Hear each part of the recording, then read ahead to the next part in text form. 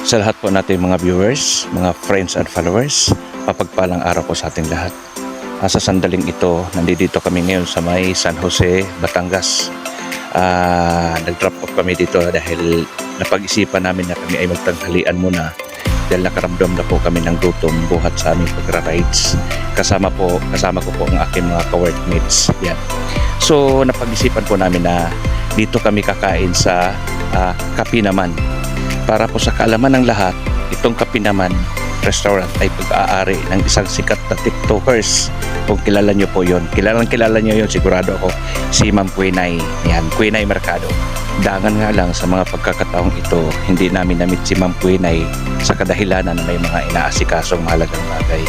Kita nyo naman kung gaano kaganda ang kanyang coffee and restaurant dito sa San Jose, Batangas. Napaka super relaxing at saka affordable guys dahil pangmasa po ang presyo dito.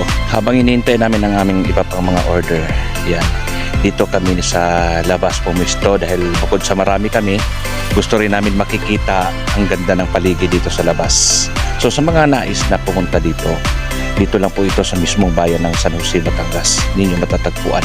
Sobrang ang babait ng kanilang mga crew dito at sobrang asikaso kayo. Isa sa mga crew nila dito ay pinsang buo din ni Ma'am Quinay. So bago na simulan ng aming kainan, kumukuha lang muna kami ng mga video at saka pictures sa mga magagandang view dito sa paligid upang sa ganun may souvenir naman kami before namin lisanin itong coffee and restaurant ni Ma'am Quinay. So hindi na rin namin pinatagal, sinimulan na rin namin ang aming kainan dahil medyo kakapusin na rin kami sa oras sa kadahilanan na kami po ay may kanya-kanya pang duty. Bukod nga pala sa mga tropa ko ang kasama ko sa pagra-rides, may kasama nga pala akong guest na nanggagaling pa sa ibang planeta. Ayan. At ito sa ngayon nagsisimula na rin kumain.